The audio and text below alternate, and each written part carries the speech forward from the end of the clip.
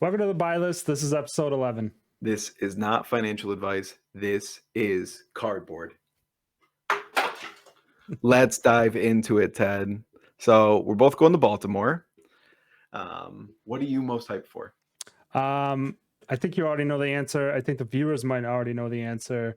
And that is, for me at least, because I'm calling scrubby, is the player reception. So I have a gold. I got the gold package. So I do have an invite, or I bought my way in.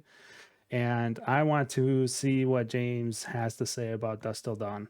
I think there's going to be some, probably not spoilers, but I think there's probably going to be some hints and things like that.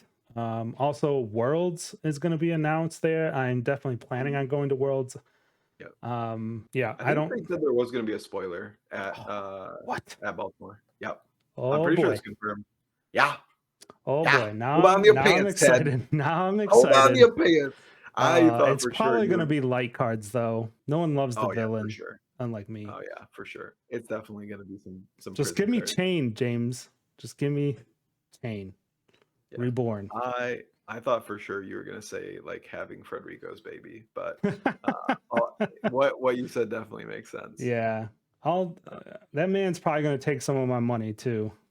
He is there, and so yeah, he's going to take some money from me. But no, I mean, player reception, seeing friends, definitely are going to be high on my list. I'm going to be jamming some side events. I will have items for people if they recognize me, play against me. There will be things that I will be bringing with me. Always love to do little giveaways and things like that. Show my appreciation to the followers, the listeners. So yeah, I mean, that's always fun, right? I had a ton of fun doing that at Indy, and this is just going to be like that on crack, right? Because Baltimore is going to be awesome. So For sure.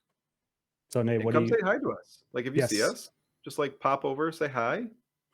We don't bite. So Yep, for sure. So what are you most looking forward to, Nate? playing. Yeah. Put a lot of work in. Mhm. I feel pretty good. Locked in on at least my hero. Um That's a at this start. point. Yeah. I got most of the cards picked out in the deck. It's just kind of like fine tuning and refining some of the last couple of pieces Mhm. and some sideboard plans. So super excited, very nervous. But a lot of work has been put into this Yeah. and really excited to see the team. For those who don't know, I'm on the Wolf Pack. Mhm. Oh, so that we've added a lot of people to the team, and I Yeah. haven't got to meet a lot of them in person yet. So it'll be really exciting because the most of the team should be there. There'll be a couple people who can't go, but super excited to meet everybody, see friends, and just play some good games of Flesh and Blood. Yeah, for sure, man. That's what I'm looking forward to as well. Getting some of those side events for myself, got some Yep. shapeshifter sealed going on, got some drafts. Yeah. I think I've said this like every week now, but I really enjoy drafting this set. So like on-demand drafts will be something once I scrub out of the calling. I will be hitting those up quite a bit, right? So Yep. yeah, hopefully I can make a decent run in the calling.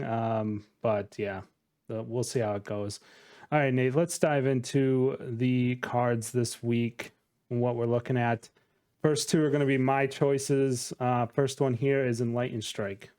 So this one is a little bit different than what we've been doing the last couple weeks, right? This is a big name, big card, right? We're not like scrounging the bottom of the barrel anymore. I think we've kind of ran through most of those where there's some value. But Enlightened Strike is just going to be a solid card. It's going to be played in a lot of things. It's always going to be on the list, like put in decks, especially aggro decks. And the thing I wanted to point out here is that you look at the chart, and I've kind of just been, cursory glance at this, over the last couple months, and it kind of has just stayed flat at $35, right? And you see that here. Obviously, the rainbow foil is a little bit different, but for players, $30 is right where it's been at. You see here, 50 of them sold in the last 7 days. Pretty high number. I think, probably Baltimore maybe last minute buys trying to get them shipped to them. I hope not. That could be a little sketchy with TCG Player, Yeah. but still like 70 listings, and we're talking about the black label only here, right? So like for 34 bucks, I don't think this card gets cheaper than that, especially in the black border. Um, if I mean, anything, it starts creeping up at some yeah. point. So I think it's a pretty safe buy if you don't have a play set of these, and you like the here, if you like aggro, you lean aggro, probably pick these up right around 30 bucks would be a good deal.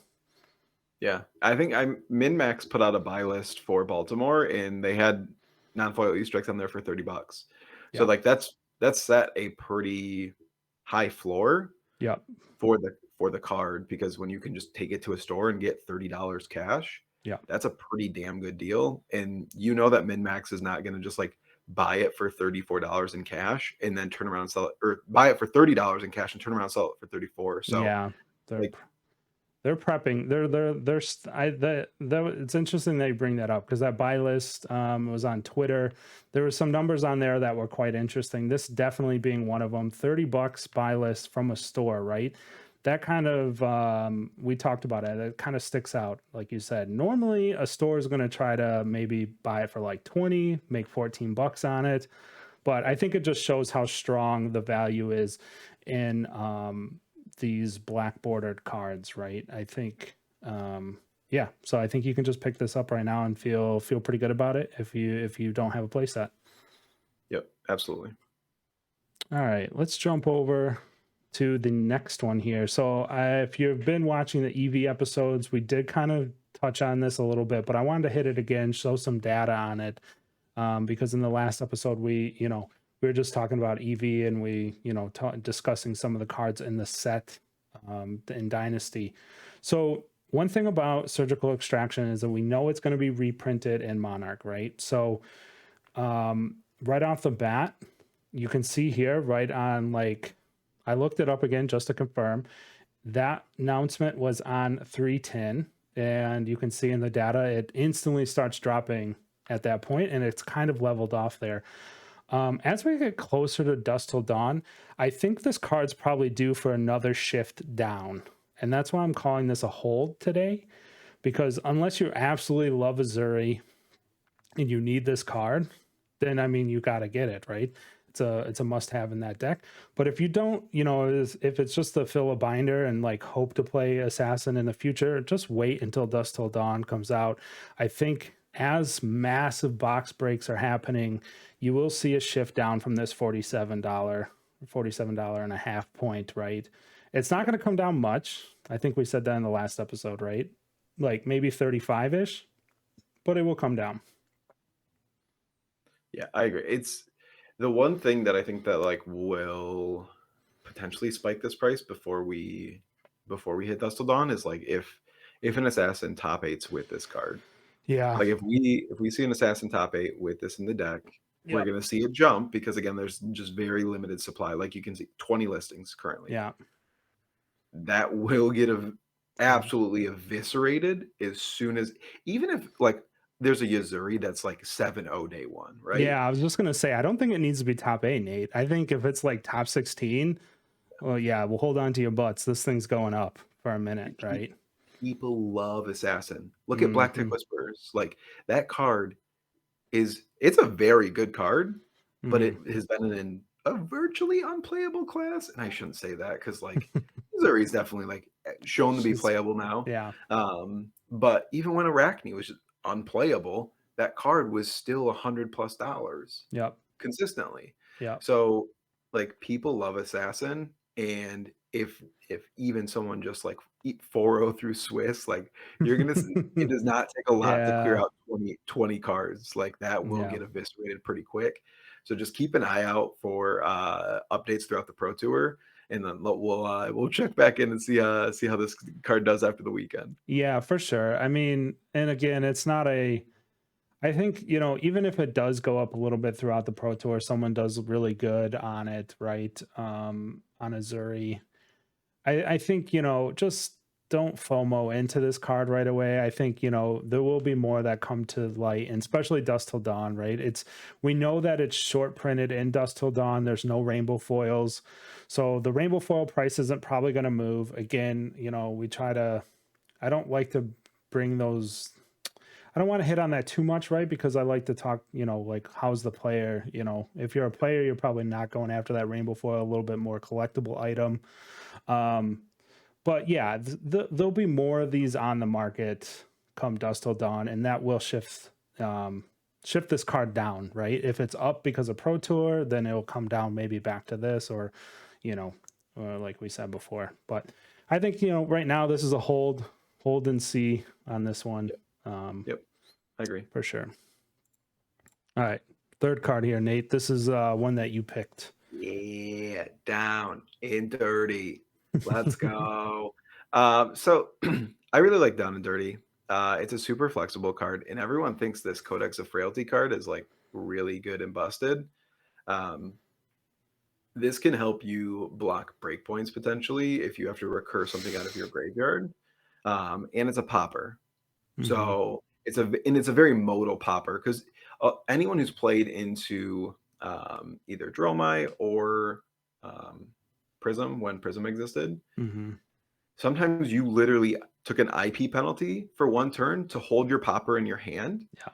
This allows in like not Arsenal. So like this allows you to Arsenal the popper, which is actually incredibly powerful. Yeah. Um, and it's decent into Azalea too because you can block with this from Arsenal to just give you a little extra block into the Dominate, which Yeah. like you're not blocking a big dominated, but like just taking less chip damage on those turns is pretty good. So I think that we'll see a lot of copies of this in the top 8, and we've seen that again. Like if there's a card that's very playable, Mm-hmm. and generic, it's going to carry a little hefty price tag, and we're talking about a card that's under $5 for the rainbow foil and under $250 for the non-foil. And just look how many have sold in the last 7 days. Yeah. 93 copies. Yeah. There's 31 current listings, which means there's one of two things happening. Either everyone has kind of like got that price memory of this card is $2 Mm-hmm. and all these listings are still very low, or we're like at the end of the rope for these listings. In that if there's just that one thing that pushes it over the edge, this card will double. Yeah. Yeah, I think, you know, I think this was a card that I picked maybe early episodes, Nate. Episode 2, 3, somewhere right after Outsiders came out. And we Mhm. talked about all these things, right? That like it's very flexible, it's a popper out of Arsenal. I think you even mentioned, you know, Azalea, right, defending with it out of Arsenal. So like none of that's changed. But I think even since then, I was calling it a buy back then, I believe, at like $5, right? And so it's come down even from that. You know, it's popping up maybe into the $3 range now with like right now there's a copy of it sitting at 240, but yeah, 93 sold, man. It's like I think people are starting to maybe understand the power of this, right? It's made its way into the Battle Hardened top 8, so that probably helps push it up. So yeah, Yep. get Yeah. this And now while you can at yeah. $2. And then the next card also has a little 6 in the corner, and it is Yes. Battering Bolt. Um, Card's unplayable. Well, It's I mean, yeah. It's actually terrible. So the only thing that's worse than this card is Dromai. And the reason that people are playing this card is because of Dromai. So like really this is like this is listen, I'm coming in hot tonight. All right. No. Like, listen, all you Dromai stands out there, put her in the top 8. Yeah, Just she show makes up it, and dude. She makes it in the top 8. Like she ain't won nothing though. she barely makes it in the top 8, Yeah, but she yeah, isn't won a thing because the deck's yeah, bad. It's just not a good deck. It yeah, continuously has proved it over and over again. So, like, why are Rangers running this card? This card's bad. yeah, It costs $3 to shoot this card. yeah. Like you mean by loading it then shooting it, right? Yep. Yeah, any Ranger, it Hmm. costs $6 to shoot this card. It's just not a good $3. card. Huh? Yeah, $3. I said 6 again, Yeah, didn't yeah. I? You're stuck on that attack value.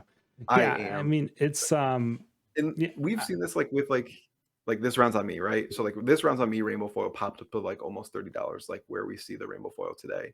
So, but now the rainbow foil has definitely dropped back down. Like we're gonna see that, and like you're starting to see at the end of this graph here that the card is really like kind of like hit that double hump, and now it's starting to sink back down because it's unplayable. Yeet Yeah. your copies into the sun now and be thankful. Yeah, I just noticed there's a little bit of a typo here that says cold foil. It's supposed to be rainbow foil. Obviously, there's no cold foil version of that. I think everybody understands that. But yeah, $30 for the rainbow foil, $12 for the non-foil. I think this is at like the peak. This is the peak of this card. Don't really see it going much higher, like you said. It's decent. It's sold decently, right? I think people will bring this to the Pro Tour, right? They're not It's gonna top 8 with it, which that's for sure. it might be in there. I No, mean, whoa. yeah, maybe not. But yeah, so like kind of just we're calling this a sell. Obviously, when we say sell, it doesn't mean sell your copies, right? It's just more of a don't. Nate's going full and he's like, no, get rid of these. Sell your extra copies, obviously. If you Yes, have sell some your right extra now, copies. you probably can make, you might make a couple bucks here. But yeah, don't be buying these right now because I think you're at the tippy top, right? Because you see even just in December, this card's like $3, right? And then we look in February, it was $5. So there's definitely some hype going on with this card, and you don't want to buy at the top. Buy when cards are low. Watch our other episodes and Yep, buy the low cards. Don't yep. buy these Go high buy cards. Raging Onslaughts over this card. Basically have the same exact stats, but it's yellow. Oh Like, my god, going deep. yeah, listen, it's a 3 for 6. My friend Michael Hamilton taught me one day that 3 for 8 is what you're looking for in a card called Wounded Bull. Go Yeah. get that card. That card's better than this garbage. Yeah, for sure. So that's our 4 deep dives for Wednesday. Yeah, Nate, I think, just a repeat again, no EV episode this weekend. We'll try to put out some content live from Baltimore, or not live, but Yeah. from Baltimore. Definitely be following my Twitter. I'll be doing some things there as well. Yeah, just looking forward to this weekend, get back to a large event, right? This will be the first time I've been back to a PT since PT1. So it'll be fun to get back there and get in all the hype. Hype, hype, hype. Yeah. So Are yeah. you buying anything fun this weekend? Are you buying anything in Baltimore? Oh, yes. So Buylist, definitely don't want to forget the Buylist this week. I will be buying artist proofs. I already have, if you follow me on Twitter, you've already seen this. I am picking up a artist proof of Vexen Quillhand. Didn't even know it was on the flip side. And I asked the artist, I was like, can I just like buy this from you? Because he mentioned some other cards are already sold out. And he said, yeah, I'll reserve it for you, which is awesome. Did not expect any. He's like, here's the flip side. I haven't shown anyone, and it's Chain. I was like, oh, okay, yeah, sure, sign me up. It's like, How many okay, dollars? perfect. Yeah, it was not cheap. It was $100. It's numbered. It's very cool. Yeah, and like the signature that he did on it, he calls it like a graffiti signature. It is sick. Yeah. Yeah, it looks pretty sweet. Yeah. It looks So, pretty and sweet. also we mentioned it, Federico. I'll be stopping by and seeing what he's got at the stand. So my buy list is artist proofs and one-offs. Yeah. Yeah. So, but Fred will do anything, or he will do anything for Frederico. yeah. Frederico signed cards or Yes. sketches. Yes, man. Yeah. It's just so killer, dude. So, Oh yeah. and that's like Yeah. one of the big highlights of that is, Yeah. going and seeing the artists and seeing what they've done. I mean, they do so much cool stuff. I would suggest, if you are going to a larger event, for the first time, if it's Baltimore, if even you're planning to go to Worlds and watching this or whatnot, definitely check out the artist booth. Don't sleep on those. They're very cool. Sometimes they're pricey, but they're one-off pieces. Very cool. Yeah. Super cool. Yeah. I was a little bummed that I'm usually so busy playing I don't actually get to enjoy some of the Yeah. the better sides of honestly these events is like the artist boost and all that fun stuff. And I'm hoping I do well enough that that continues to be the case. But I also just want to carve out some time. Like I might skip the battle hardened because it's blitz, and so All right, man. I am picking up a cold foil tectonic plating, and I'm very excited. Oh, I'm picking up something too. You just reminded me. Oh yeah, you are, Yeah, buddy. cold foil grass. Michael Fang has them. We got to shout out Michael Fang every episode. Michael Bang, the Uh, homie. Michael Fang has them all the way from across the ocean for me. So I've been waiting weeks. There's been times I've forgotten I own them, and then I get really excited when I remember again. I'm like, holy smokes, I have a 9.5 PCG graded cold foil grass. And then I text him and I'm like, Mr. Fang, I was like, you still have them, right? He's like, yes, they're on my coffee table. And I'm like, great.